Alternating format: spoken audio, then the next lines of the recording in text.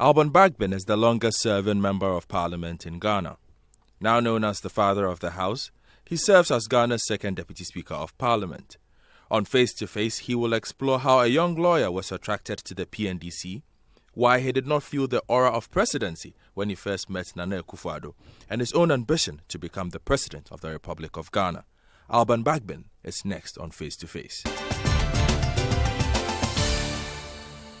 Honorable, thank you very much for your time and welcome to Face to Face. It's a pleasure. Thank you too for the opportunity. I read about you all the time and I ask myself, 1982, a young man coming out of law school. It must not have been easy being a lawyer at that time, was it? Well, it was definitely not easy. Those were hard times, really.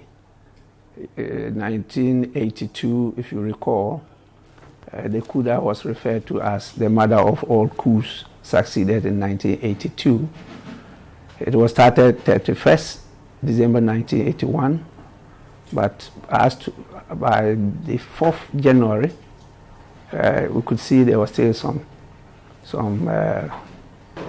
snipers here and there, and therefore the students and the general populace, the public, had to come out to support the action, and we were in it. In fact, we are proud to say that we are Aluta graduates, because since I entered Legon in 1977, it's all been Aluta fighting for our fundamental human rights, and so we're always demonstrating and fighting against a champion regime.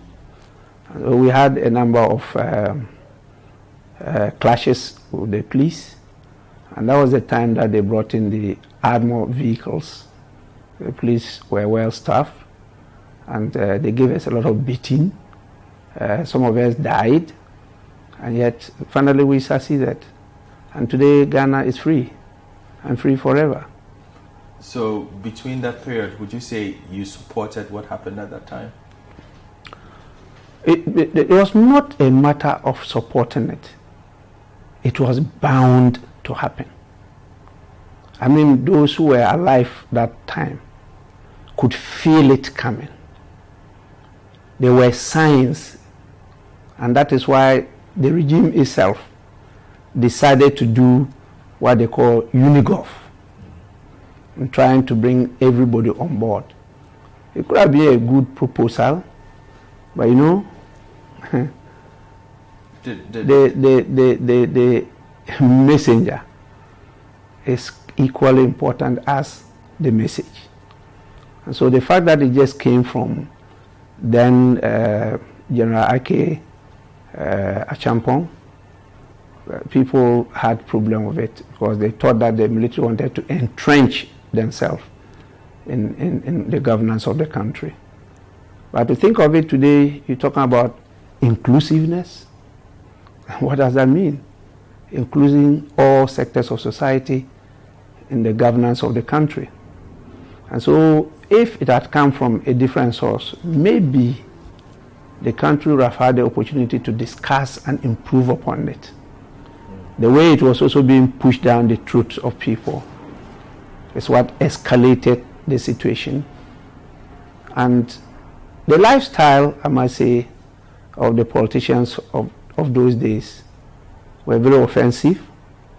I can say that there are instances today, but you look at the tempo, the global climate, and political development, today's politicians are a bit insulated, and so people can tolerate some of these things.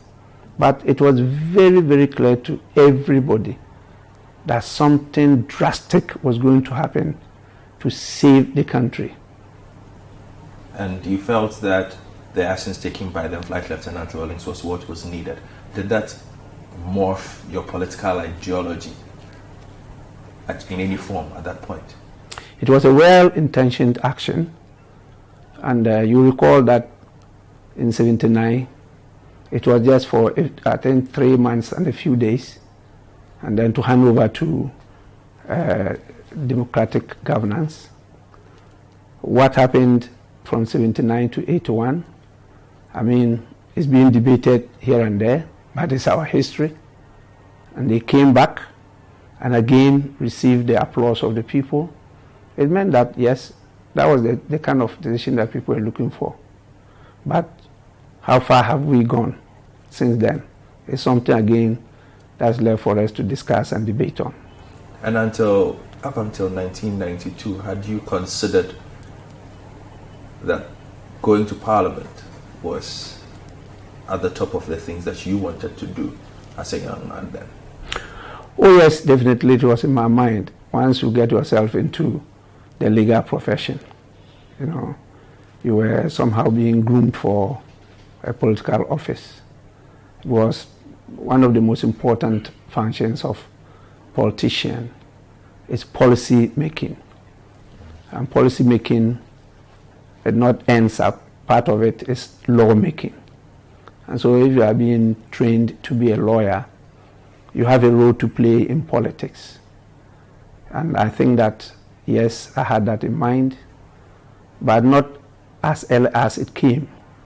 I thought that would have been the later years of my life, but it came earlier than expected.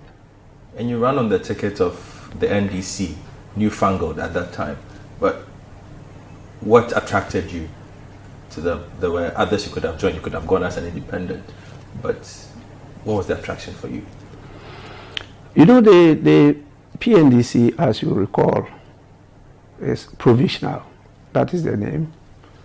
And the intention was to establish a permanent system.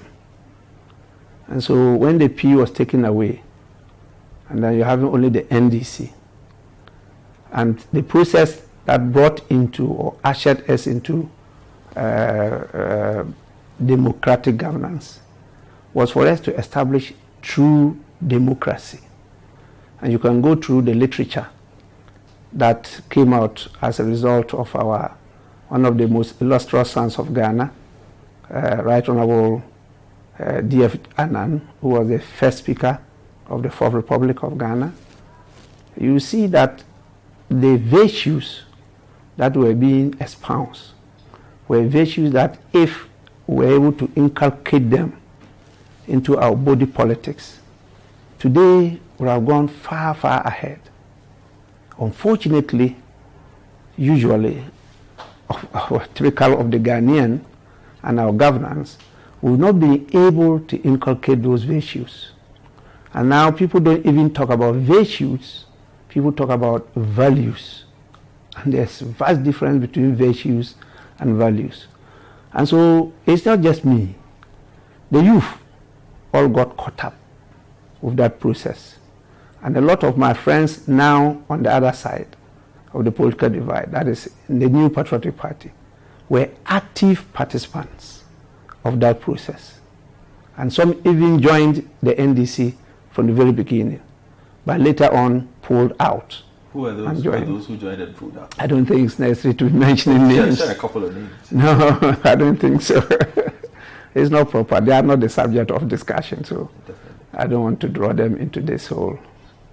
You know, politics today in Ghana is very complex. It's very difficult to comprehend. But the process as you had envisaged it in 1992 did not seem fair to those friends of the NPP. They did not partake. The NPP was also formed around the same time as the NDC. And so I think they participated. The only thing was that the NDC had an advantage, or it was there taking over the assets and liabilities of the PNDC. When we say advantage, it meant that the assets were more than the liabilities. That's why it's an advantage. If the liabilities were more, then that would have been a disadvantage. So it meant that the PNDC did very well, and I must say they did very well. They brought us from the deep hole that we are sunk into to GDP growth rate of about minus 7%, you know, to averagely about 5%, you know, annually. At least they did a lot of good work. Whilst Ghana was seen as a failed state. And now we became one of the most fast-growing economies as at 1992. And so they did a lot of good work. There were excesses, as people want to talk about. Yes, there were excesses, admittedly. Did you speak against those excesses? When? You mean? During that time. Oh no, during that time, maybe as a member of the Ghana Bar Association, but not as an individual, but as a member of the Ghana Bar Association. There were a lot of concerns that as youth with a vision and a future, we thought that they were touching us directly, and that we needed to make a U-turn to get things better, improved. Today you are nicely dressed before me and questioning me. You couldn't have done that in those days, you know. It was not that easy. And that is why we used to have our friends from Nigeria teasing Ghanaians, and that people had to vote with their legs. Almost all professionals were leaving the country into Nigeria and the rest. If things were good, people would have stayed back. You understand? So it wasn't easy. Today, people try to look back and criticize, but he who feels it knows it better. And when you entered Parliament in 1993, who were some of your contemporaries? How different was it from what we have today? It was fresh. It was exciting. It was new, and we were trying to fathom something out. There was only two of us had some experience, parliamentary experience, in the Third Republic. That is, I think both of them are late now. One, Emmanuel Norte, who was the MP for Klote Kole, and then one, J.H. Osua Champon, who later became leader. Who became majority leader. They were the only two, and I want to emphasize this. There were two, not one, as being emphasized these days. There were two of them who were in the Third Republic, that's the Limans government. And so they had just some barely 2 years experience as members of parliament. And so we looked up to them. But fortunately, we had a lot of stalwarts from the PNDC who had been in governance since the 1981, I should say 82, and had gathered a lot of experience. And they put that at our disposal, particularly with regard to lawmaking. Whereas if you go through the Constitution, we're given 6 months to pass a number of key laws that were to establish the democratic institutions in the country. Only 6 months. New parliament, fresh hands, fresh brains, untested, and we only had to rely on them, and they did very well. Particularly the Speaker, the late Justice D.F. Annan, our stalwart still alive, Honorable Dr. Obed Asamoah, who was the Minister for Justice and Attorney General, and then a few others like Honorable Kwamna Hoy, Chachu Chikata. They were all there to put their hands on board, and the finance was left to Dr. Kwesi and just our late former Vice President, Pakwesi Emesata, And so they led us very well to put things in place. And in fact, that first parliament, in spite of what people say about the parliament of 1993 to 96, if you go through the literature, it's adjudged as one of the best in the Fourth Republic in terms of delivery, in terms of discipline, in terms of service to Mother Ghana. It has come out as the best. And I think in one of Professor Nenson's write-ups, he has emphasized that one. And you look at the parliament that you supervise now, do you still see elements of that spirit that you saw in 93 up to now in there?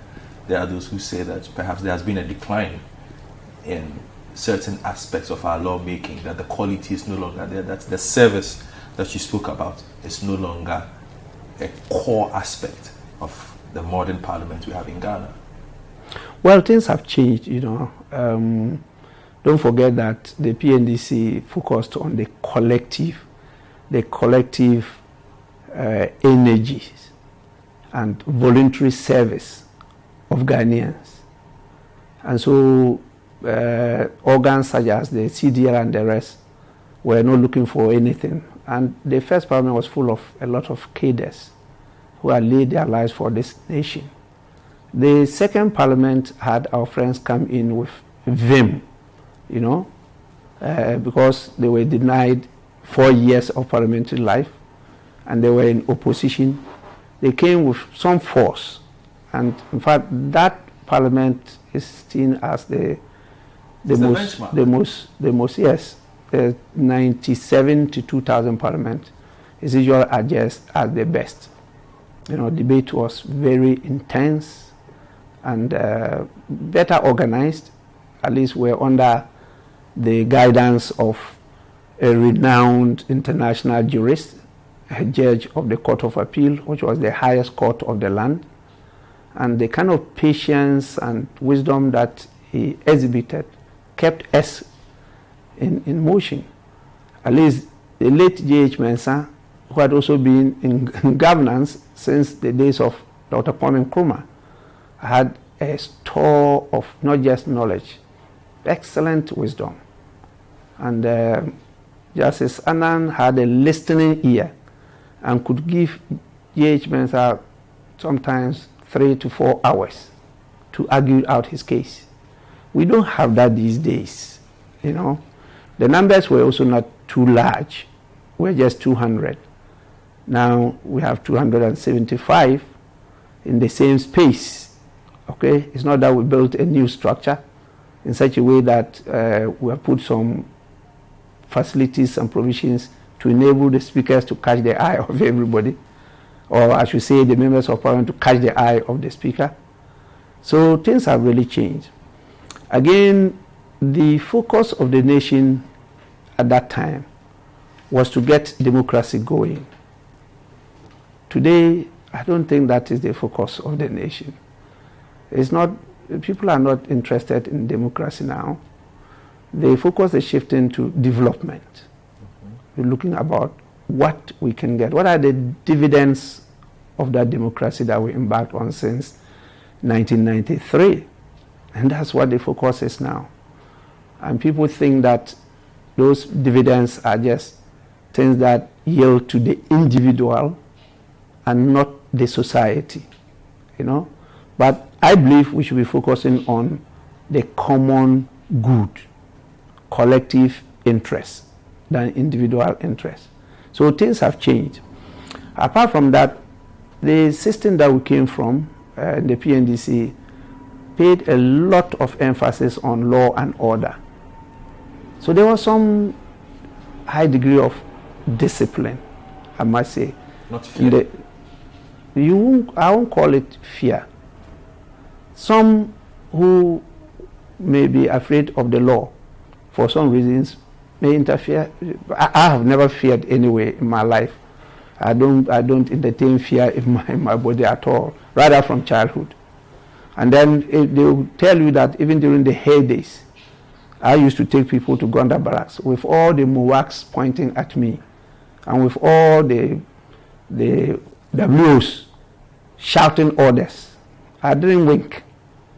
I took all the senior officers that were called upon to report at Gonda Barracks, but this day, without fail, I went with them as a young lawyer. And I didn't fear anything anyway. But I think that there was more discipline than today, and people paid more attention to the rule of law than today. The rulers or leaders might not have been that more democratically cultured as today, but at least the body politic was better organized. Today it's like a rat race, I might say. Survival of the fittest. And we think that we have to sit up because we're going down the precipice and it could be a disaster. Now, you talk about not being afraid at the time. Tell me about former President Rawlings. What kind of person was he? What was the attraction to him? What was his tenure of presidency like for you? I wasn't close to him, then, but I met him at a number of functions. Who looked like a very restless young man who wanted to achieve something within a very short time, and supported by hardened patriots, I must say, who worked without asking for any benefit. So I think Rawlings did well. He sacrificed, and I admired him because I scarcely get to know a leader that will come out after being arrested and seeing that they were being sent to the gallows to say that leave all my men and deal with me alone. I caused everything. I was shocked. But he said it at the trial. And he took up the leadership role. And that is why even without him, when they stayed the coup, he was called back to lead. It showed some caliber of high leadership, responsibility. As you lead, you are responsible for everything. And I keep on emphasizing what I was taught by Professor Ade at Jimpa. You see, that leadership is cause. Everything else is effect. And I think he didn't only preach it, he also lived it. So I didn't have much problems with him because I saw that he was working for the general good, not for his own. And sometimes his own people were looking for him to deal with. And he had to manage, strategize to handle the situations. And there were a lot of fallouts during those 30 days. But he survived all. Now, he's not somebody a lot of people like to cross swords with, but you were not one of those. Recall when he appointed Dr. Beda Samoa, who was then Foreign Affairs Minister, as acting Minister of Justice. You stood up and said you disagreed. I did. On the floor of Parliament. It was not just outside, on the floor of Parliament. I thought that it was giving credence to what the opponents were saying, that we did not have the men, we did not have the women. How could one person encumber two key cabinet positions? I was only called and advised. I wasn't threatened or intimidated, no. And within about a week, I think the proposal was given for the appointment of a substantive Minister for Justice and Attorney General. And then Dr. Obed Asamoah went back to hold the Ministry of Foreign Affairs. I think it worked well for the country. Okay. We are talking to the Second Deputy Speaker of Parliament on Face to Face, the Honorable Alban Bagbin. When we return, Face to Face, we'll look at his time with the NDC and also perhaps ask about his ambitions to become President of Ghana. Welcome back to Face, and we are talking to the Second Deputy Speaker of Parliament. We're just trying to go through a bit of history with him. He's the longest serving parliamentary figure we have in this country, let me put it that way. He used to engage in all kinds of banter, but now he's supervising the banter. But I want to talk to you about when the NPP came in.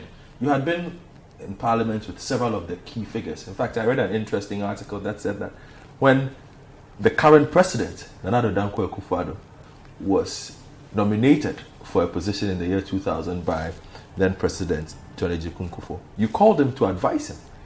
What did you tell him? I knew Nana long ago. Immediately I was called to the bar in 1982. I had the privilege of being accepted by my senior into a law firm called Achim Chambers. Achim Chambers. And so I was practicing in Accra here, immediately after my call. And so I got to know Nana. And then later I left the country and came back after 3 years, 86, and still practicing in Accra. And I met him at a number of places. He's quite far my senior, but I got to know him. Very flashy legal practitioner. A lot of things were said about him. But I also knew how he was perceived by the profession. People thought, either because of his body language or his spoken words, that he was a bit arrogant. That's what they felt. And he was not a darling boy of many lawyers.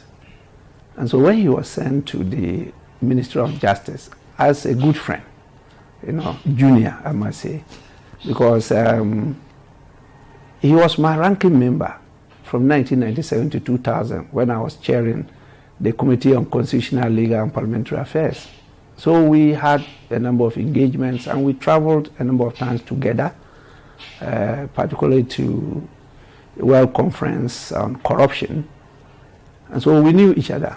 So I moved to him to congratulate him, but to advise him that if he had the choice, he could rather opt for foreign affairs than justice.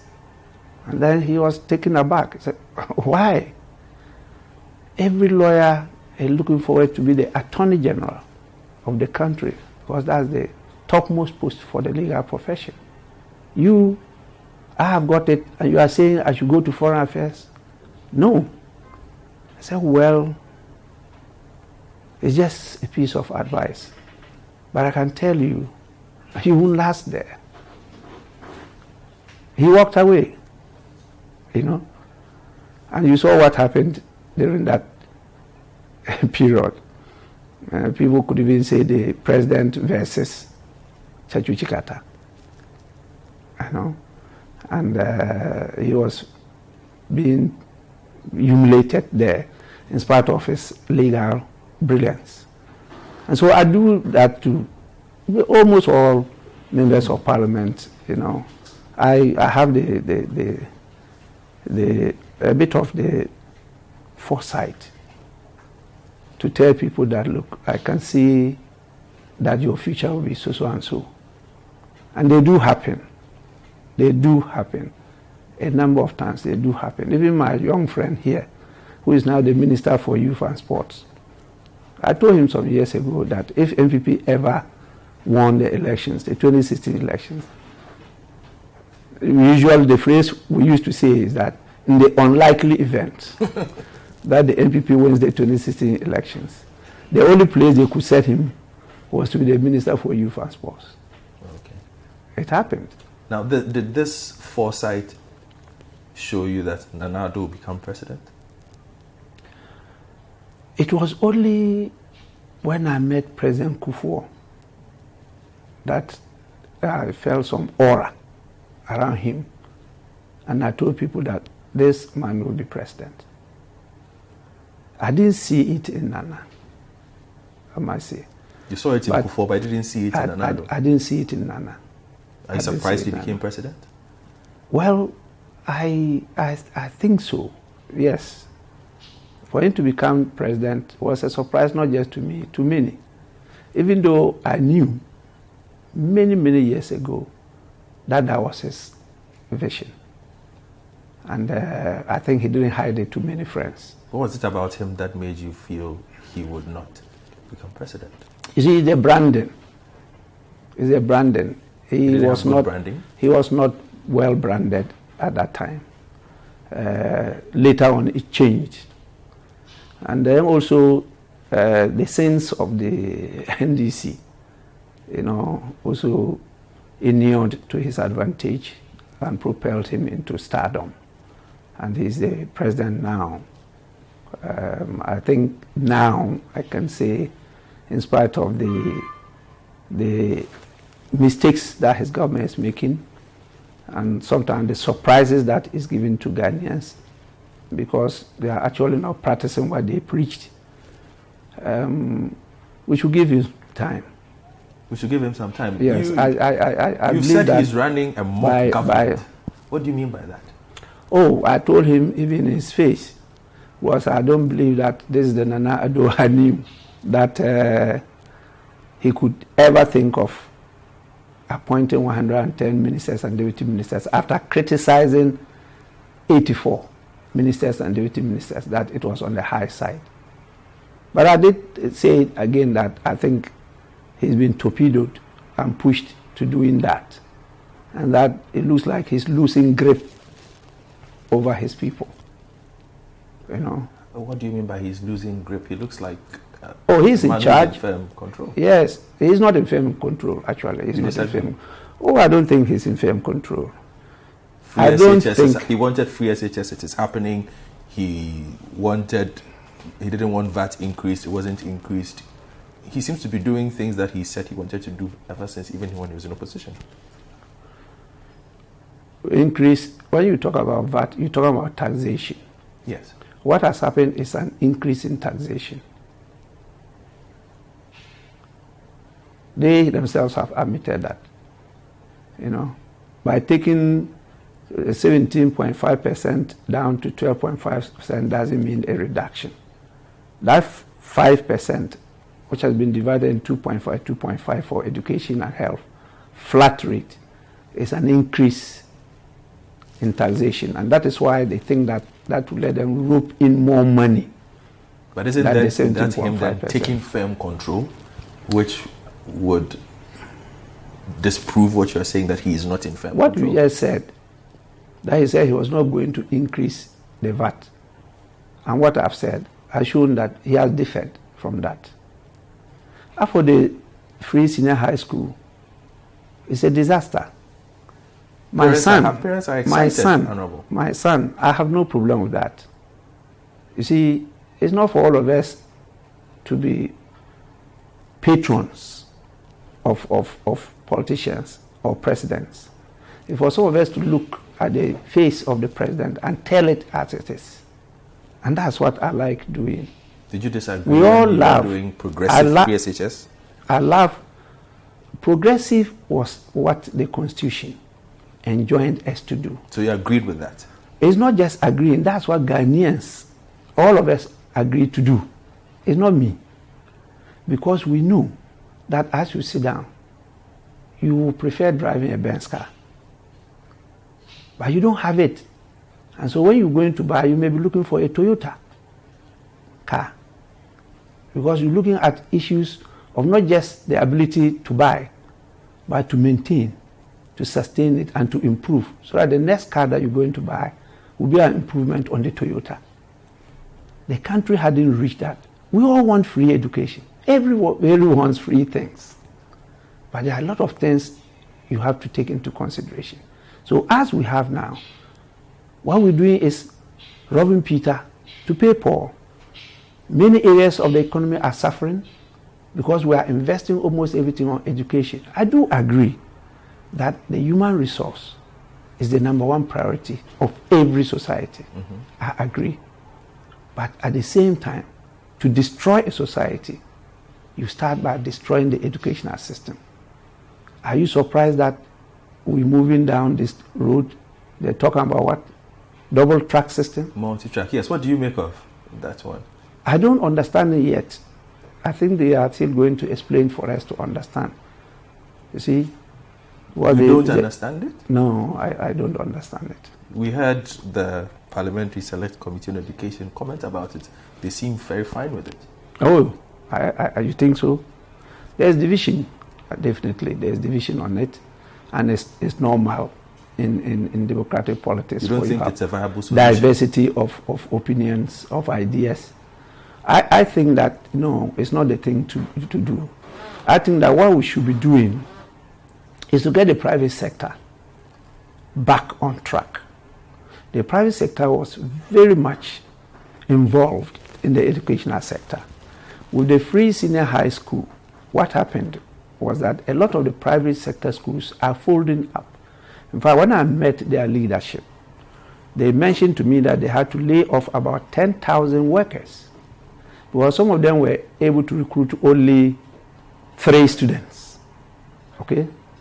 This year, I don't know how many they'll be able to recruit. And so there was no need keeping a large number of staff without students. And so they had to lay them off. They are still ready They still have the facilities. Some facilities in the private schools are better than the public school. And therefore, why not bring them on board? Because they'll cost more. No. They are even saying that if you are able to give us half of what you spending on the public schools, we'll be able to operate. And so sit down and discuss with them. Let them see the realities. And then we work together. We need the private sector in delivery of education. I think we need them. And we should not just leave them behind and start looking at 6 months in school, 6 months out of school. At that early age, when you are out of school for such a length of time, you are likely to forget all what you learn. Unless there's a certain type of environment that is created for you still to be visiting your books and doing other things to keep it uppermost in your mind. But the system we have in Ghana, where everybody is struggling for bread and butter, it will be difficult for parents to keep the students on holidays focused on their books. So we're going to be having a rather negative effect on the educational system. And I think that the president and his government should take a second look at it. Particularly so, as we all know, that when you bring a policy, it's not just meant for an issue of governance. It's meant to get the beneficiaries to improve. And so the beneficiaries themselves, the people of Ghana, they need to understand the policy. They need to make inputs into the policy. And they need to accept the policy before it comes into force. And so in the policy process, you need participation of all stakeholders. And in doing that, you take into consideration the issue of implementation and feedback. This has not been factored. The authorities in the Ghana Education Service are key stakeholders of our educational sector. The impression we got from them is that they were just called an audit. We're no longer in the military regime. We're doing this by September, get back, get it done. And His Excellency has stated in his tour in the 3 northern regions that there's no compromise. We're going on with it. I don't think that is good. I think he should be able to listen to reason and to sit down with the stakeholders to discuss this matter. My son, who is now the Minister for Education, I sympathize with him. He's a very young, vibrant guy, very knowledgeable, outspoken, strong, solid. But I think by this time he will soon grow gray hair. Very, very soon. He will grow gray hair. You know, the weight is too much on him. But he seems to be pushing on. Yeah, he is. He is pushing on. I don't see him often now. But I pray always for him because I want to see him succeed. Overall, you've said that we should give the Akufo-Addo government time. We will tie that in with your ambitions to become president. Giving them time means what? We should give them 2 more years? Oh, they have 4 years. That is what we gave them. We gave them 4 years. Definitely, when you start a new policy, a major policy like this, there will be some teething problems. It's just that we're going beyond teething problems. We are now getting some chronic signals that we need to work on. And so I believe up to next year, we'll be in a better position because it's just only 1 year intake. When we are talking about free senior high school, it's actually not free senior high school. It's free first year. The second and third year, we're not enjoying free. And so we now get the second year, and then we'll be in a better position to judge. By the time we get to the third year, they've collapsed. You know. That is your prediction? Oh, if they don't do anything about it, 3 years stream, this government will be on its knees. The government will be on its knees. That is the prediction of Honorable Alban Bagbin. Face to Face returns. Honorable Bagbin, let's talk about the NDC, a party that was in power and lost an election by almost a little over 1 million votes. How did that leave you feeling? Well, I've been in this game for long. Everything is expected. And for politics, a day is a long time. And so when we lost that, it was shocking, really. It was shocking, surprising. But some of us had shown giving signals. We've been the whistleblowers. We've acted as giving the alarm bells, and others did not listen. And so I, in particular, was not surprised, really. It's just the magnitude of the loss that was shocking. But as to the loss, one could see it coming, because the party in opposition now in government had painted the NDC in colors that were not NDC. There was a new branding of the NDC by the opposition party, and they did it very well because of our own shortcomings. And therefore, some of us could see that Ghanaians were going to react and react against us if you were presented to the people that you were incompetent and corrupt, and you were not able to respond convincingly to the people. Definitely, they will buy into that and they will vote you out. And that was what happened. But you cannot extricate yourself from those, because there are those who also say that in certain ways you provided ammunition with some of your utterances at the time. They felt in your position as an elder, you could have protected a young president like Mahama a bit better. You spoke about the fact that people were not getting access to him. You said these things publicly.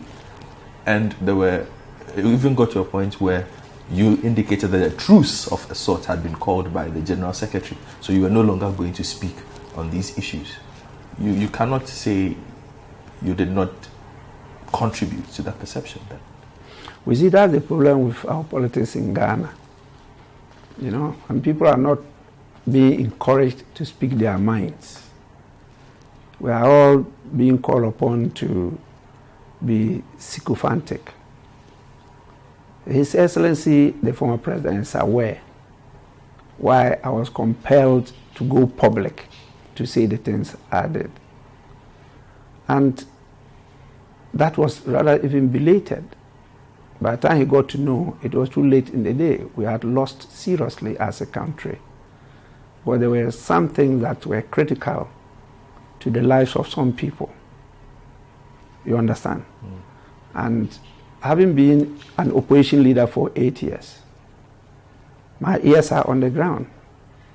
And I have a lot of people who care about this country and its leadership, who are well prepared to give credible information to leaders to take up there, because they may not have the opportunity to reach up to the leaders. And don't forget, in our party, and particularly in Parliament, I was seen as a godfather to the former president, John Mahama. Yes. Yes. And so many people were bringing information to me. And he will admit that the number of times that after my statement we sat together and I told him things, they all came to pass. So you did have an opportunity to present those grievances to him? After. I made the statement after a fifth attempt. The godfather was struggling to see the godson. Fifth attempt to have access to him, to draw his attention to urgent matters. I don't want to keep on repeating these things because the media is presenting it in a way like, I don't like John Mahama. I hate John Mahama. I want everybody to know I never harbor hatred in my heart. I just speak to you and we move on. But that's the way it's been presented. In fact, the media succeeded in causing a wedge between me and him. Are you on better terms? And John has always been my brother. My brother in the sense that We met from senior high school. Those days, secondary schools. Okay? I was in sixth form. He was a year behind, but he was in a different school. Ghana Secondary School. I was in Tamale Secondary School with his senior brother, Alfred Mahama. We are classmates. So I've known the family for quite a long time. When he joined us in Legon, I knew him. Even when he wanted to come to Parliament, he had to consult me before he came into Parliament. And there are rumors that you were the one who touted him when the NDC was looking for a young person to become president. Yeah, I did a lot of work. He knows that. Because I did them in consultation with him. You know, I did a lot of work for him. And I also did a lot of strategic grooming of him between 2005 to 2008. And when he was vice president to our league president, I was always trying to give him some pieces of advice. And even in 2012, he's aware that when others fought for others to contest him, we were those who fought against and insisted that after working 5 conditions, after losing the president, I mean, we should give him the opportunity to continue uncontested. That would have brought the party together. So a lot of us fought for that. And that's why he went unopposed. You see, all this would have given him the distance. We meant well. We meant well. Unfortunately, it did not happen. But you've described a scenario where there is no way somebody like you should have become an outsider, or a wedge should have been moved between the two of you, where you should have been able to get easy access to him.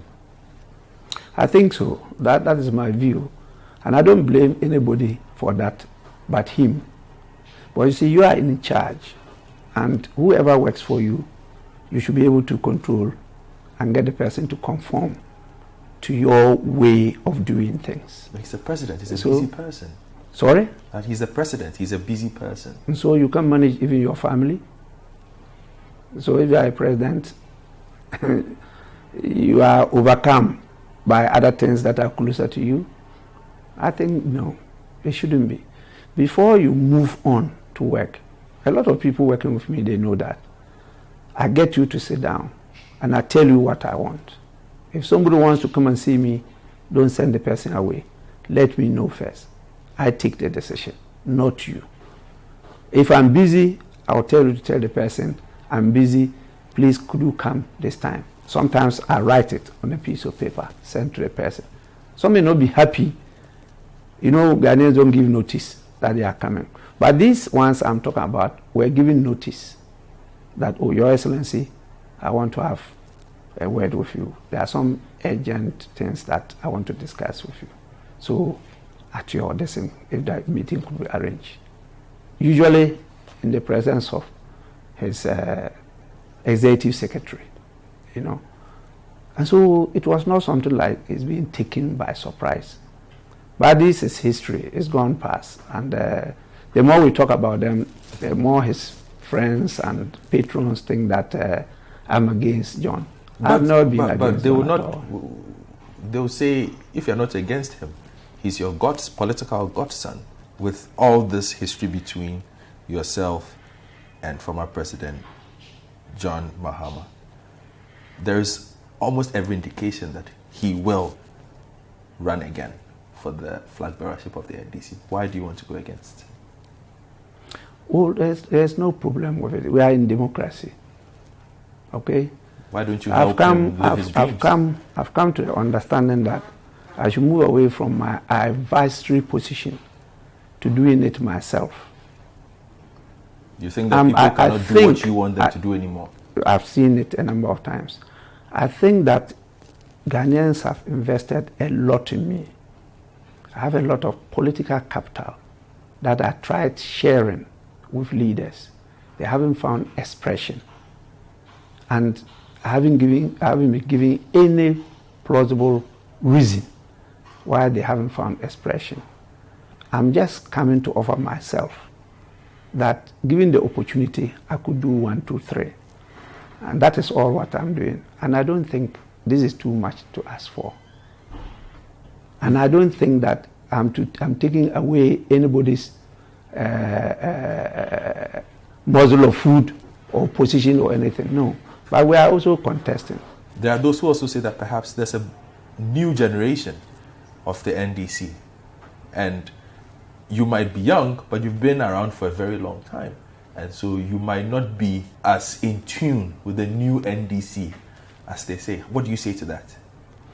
Let me say that I've never gotten tired, of passing on pieces of advice to leaders. And I was not doing it only to NDC leaders. In fact, His Excellency John Akufo-Addo also at least gave me a few opportunities. And I get a small opportunity. I whisper to you that, look, I think that this thing is not going well. It shouldn't be this way, even as an opposition leader. But there are some of the things that I think as a country we agree, okay? It's the way that we go about implementing them that we may disagree. And so there's nothing wrong with drawing the person's attention that, no, the implementation is not going well. I think you should rather do it this way or that way. So it's not only NDC. I still do it as of today, even with Nana Addo Dankwa Akufo-Addo. But I think that there are some building blocks that we should put in place that we're not paying attention to as a country. And I also think that our focus is rather wrong, and we need to really look at them. I believe that the culture of governance and politics in this country is too bad. It's too bad. And there's a need for us to improve upon it. A president should be all accommodating.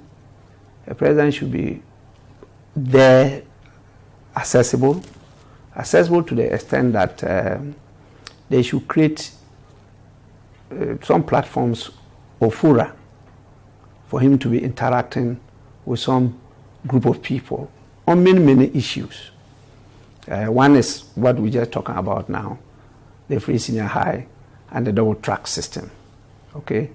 A president could sit, for example, with other stakeholders, not just the private sector, but civil society, like the religious bodies, like the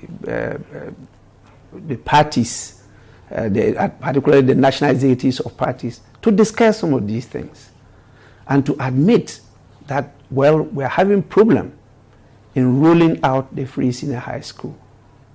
And so we're trying to do something. We're trying to propose a double track system and then explain that to them and listen to them. Again, in the appointment of the chairperson of the Electoral Commission and the deputies, I think there should be more consultation in that, particularly so that we disagree with the removal of the former chairperson and deputies. And so he has the opportunity to learn from that experience and to try to improve upon the process of appointment. Here again, His Excellency has been found wanting. It's usually like, I have the power, I'm the number one, I can do it as I want, and you move. And immediately you do that, you are unlikely to succeed in the implementation of that policy. And Alban Bagbin will be different if he becomes president? I have been even in the House here. And my colleagues from both sides of the political divide will tell you that I have been there for both of them and all MPs. And sometimes even my colleagues from the NDC side are worried about me because they think that I should rather behave the way others behave, which I disagree with. Because usually, if I think that as a friend or as a colleague, you're doing something that I believe is not correct, I think it's my duty to draw your attention, not to pretend and behave like the proverbial stories of the spider and the rest. No, okay. I don't believe in that.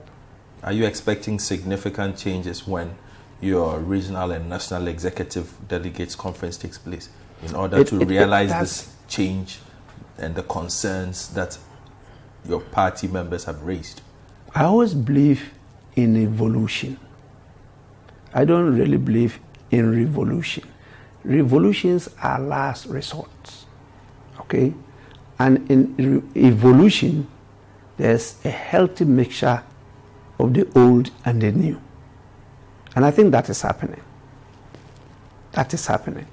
Rather from the branch level to the constituency. We are not at the regional, and very soon we'll be at the national. And that is good. It portends well for the party.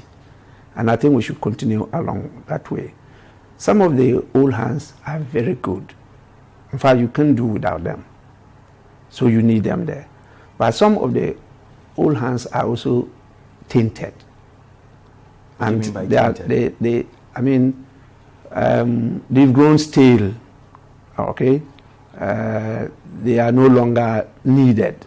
And therefore they should give way. And it's happening. It's the decision of the people. Others think that you can still use money to buy votes. No, I differ. Yes, you can use money. Money matters in politics. That's why they say democracy is expensive, and so you need money. But money is not the determining factor. Okay? The people are still looking for hope. And they are looking for the people that can give them that hope. It's very important for survival. It's important for the health of every individual and the nation. And so it's a hope that we stay searching for. And I believe that I can give them a better hope. I haven't failed before. And it's not now for me to be failing. By the grace of the Almighty God, I've gone through from birth to this state without failing. And it's not for nothing that I've been winning my elections in my constituency. It's not for nothing that I've been in leadership from 2001 up to date. There must be something good in me, and I'm happy and I'm grateful to God for that. I believe I should offer myself to Ghanaians as a whole, not to try me, but to let me continue in that leadership, and that I have something better to offer. And that is all.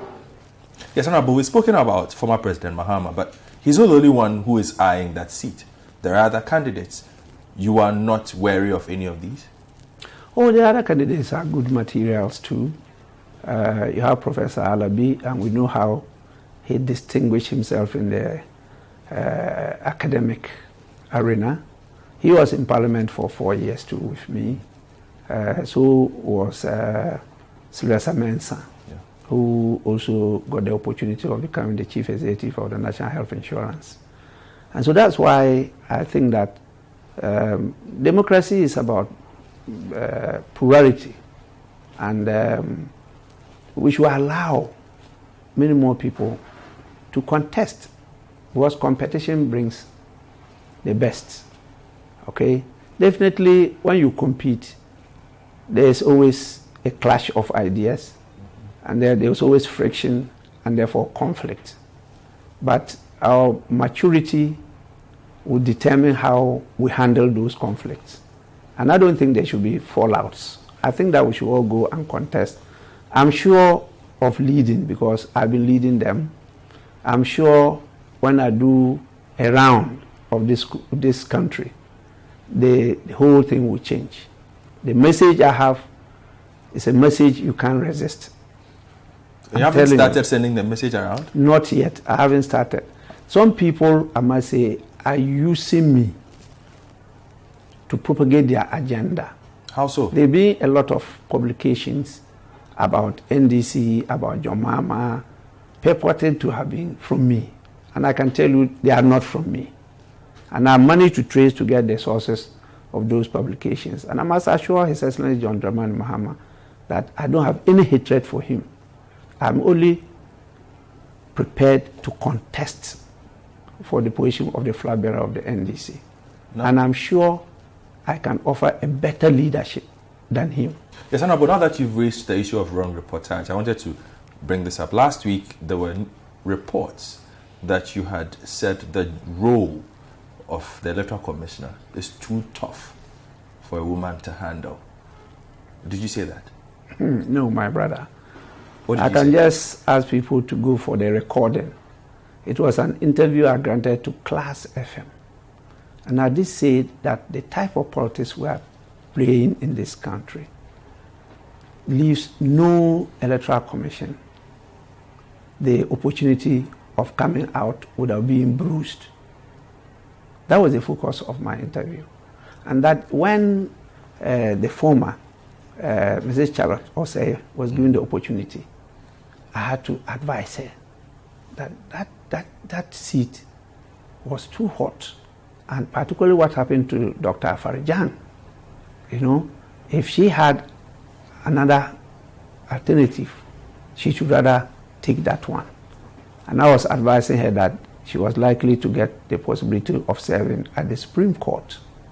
And so I would prefer her to go to the Supreme Court. But the Electoral Commission position was, for me, not a suitable place.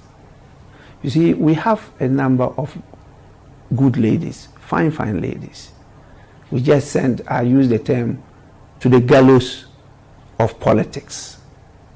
It's not because it's rough, they see it as rough, but the culture of politics in the country is not good. And so I was surprised that I've been taking on that I'm sexist. I said it was too rough for the ladies. And so anybody who came to me, I said, please go and take the recording, play it and listen. Then after that, come back to me. And I've been one of the most vibrant supporters of ladies in politics. I hope that she will be given the opportunity. But at the end of the day, she may come out to say, hey, he told me so. Honorable Alban Sumana Bagbin saying that give him an opportunity and he will do what you want. He says that he's preaching a message of hope. That is how we will end Face to Face today. My name is Godfred Akoto Boafo. It's been a pleasure. We will come your way.